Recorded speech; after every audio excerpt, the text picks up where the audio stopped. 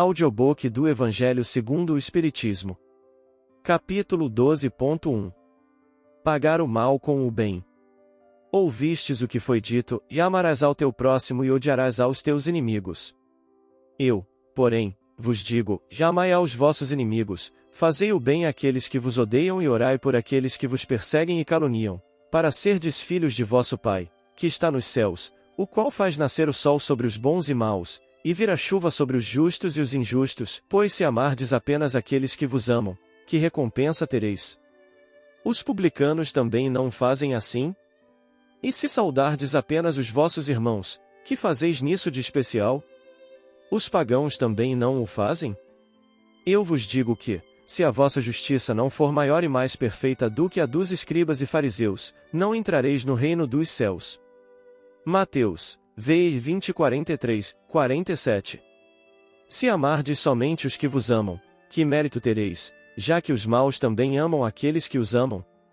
E se fizerdes o bem somente para aqueles que vos fazem bem, que merecimento tereis, já que os pecadores fazem a mesma coisa?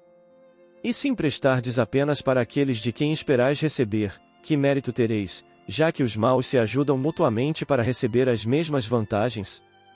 Mas para vós, amai os vossos inimigos, fazei o bem a todos e emprestais sem nada esperar e, então, vossa recompensa será muito grande e sereis os filhos do Altíssimo, pois ele é bom até mesmo com os ingratos e os maus.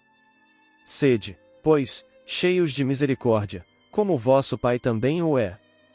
Lucas, 6:32-36. Se o amor ao próximo é o princípio da caridade, amar aos inimigos é a sua aplicação sublime, pois essa virtude é uma das maiores vitórias conquistadas sobre o egoísmo e o orgulho. Entretanto, geralmente nos equivocamos quanto ao sentido do verbo amar, nessa circunstância. Jesus não quis dizer que se deve ter por um inimigo a mesma ternura que se tem por um irmão ou um amigo.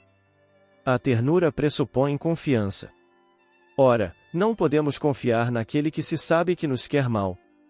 Não se pode ter para com ele demonstrações de amizade, porque sabemos que é capaz de abusar delas. Entre pessoas que desconfiam umas das outras, não poderia existir os impulsos de simpatia existentes entre aqueles que comungam os mesmos pensamentos. Não se pode, enfim, ter a mesma satisfação ao encontrar um inimigo, que se tem com um amigo. Esse sentimento resulta de uma lei física, a da atração e repulsão de fluidos. O pensamento malévolo emite uma corrente fluídica cuja impressão é penosa, o pensamento caridoso nos envolve com eflúvios agradáveis.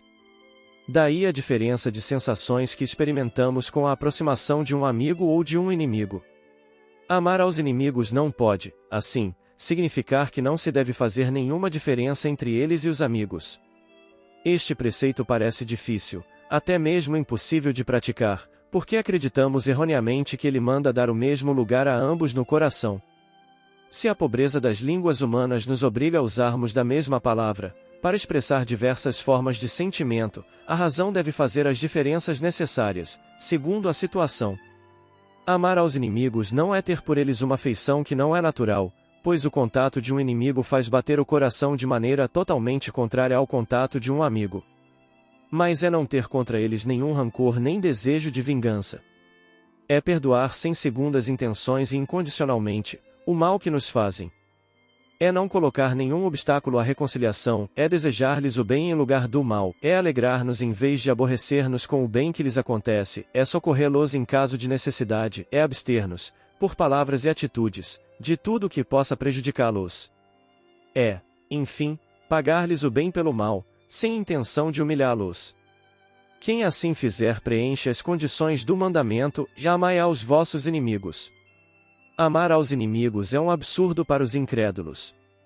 Aquele para quem a vida presente é tudo, só vê em seu inimigo um ser pernicioso, a perturbar-lhe o sossego, e do qual apenas a morte pode libertar.